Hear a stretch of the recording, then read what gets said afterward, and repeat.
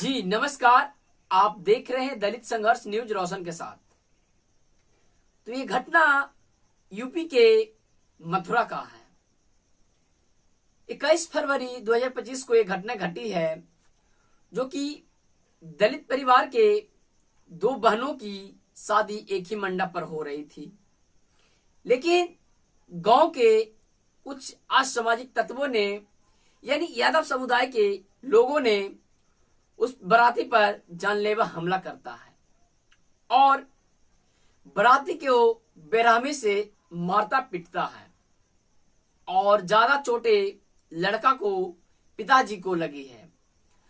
वहां से तो जान बचाकर बराती अपने घर की ओर भाग पड़ा, लेकिन सपना टूटा। जो सपना सदियों से सजाया हुआ पिता, भाई, एक लाचार बाप का बेइज्जती इस प्रकार से बहुत ही निंदनीय है।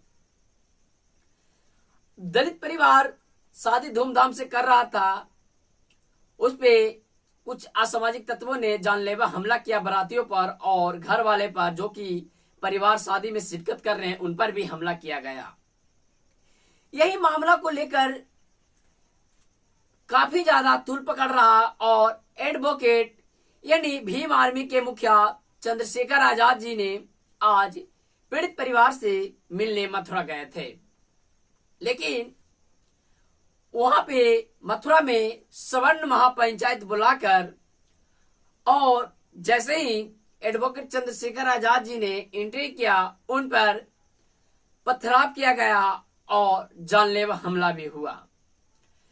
वहां पे उनके कार्यकर्ता और उन पे जानलेवा हमला किया गया। कई कार्यकर्ता और पुलिस वालों को भी चोटें आई है। और बताइए, एक जनप्रतिनिधि, उन पे हमला होता है और वहां के शासन प्रशासन हाथ पे हाथ धरकर मुख दर्शक बनकर देख रही है। लेकिन एडवोकेट चंद्रशेखर आजाद जी ने, उन्होंने गर्मजोशी के साथ फटकार लगाया है। वहां के स्थानीय पुलिस वालों को फटकार लगाए हैं, क्या तुम मुझे जान से मरवा दोगे? सुरक्षा की इतनी बड़ी चूक। देखिए इस वीडियो में किस प्रकार से वो फटकार लगा रहे हैं। अब जरा बताइए, इस देश में आज आजादी के 78 साल भी हो गए हैं, लेकिन दलित को सुरक्षा नहीं मिली है। दलित पे उत्पीड़न, जातीय उत्पीड़न बहुत ही ज्यादा दिन पर दिन बढ़ती जा रही है। तो क्या इस देश में दलित होना गुनाह है?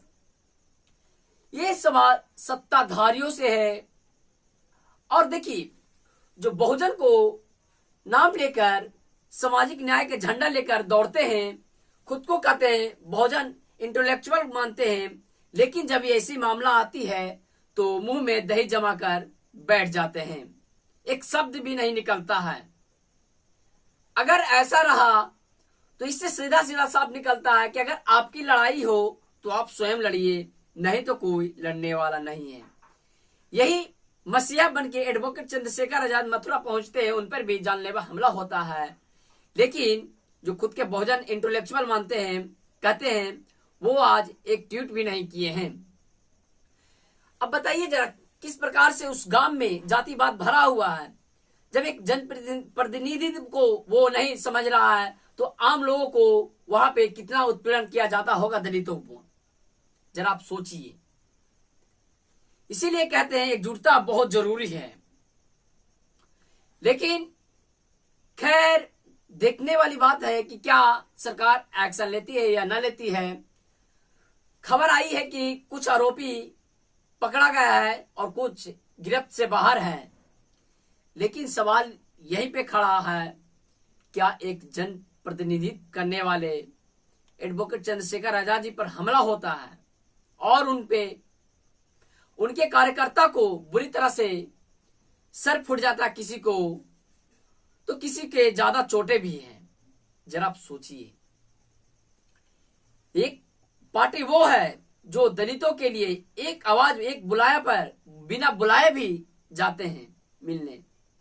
जरा सोचिए, कि जो मिशन कांशीराम का है वो उनके मिशन को पूरा कर सकते हैं तो वो एडवोकेट चंद्रशेखर आजाद और सभी बहुजन समाज के पार्टियों से मैं ये निवेदन करता हूं कि आप एक मंच पर आइए, अपनी ताकत को पहचानिए। अगर एक दूसरे में बटे रहिएगा तो यही समाज को हश्र होगा। इसीलिए आप एक मंच पर आइए। आप लोगों से अगर नहीं आप लोग एक मंच पर आइएगा तो ऐसे ही बहन बेटियों को इज्जत आबरू लुटता रहेगा और समाज पे ऐसे ही जानलेवा हमला होता रहेगा। जी नमस्कार, देखते रहिए दलित संघर्ष न्यूज। शोषित वंचित दबे कुचले समाज की खबर देखने के लिए सब्सक्राइब करिए दलित संघर्ष न्यूज।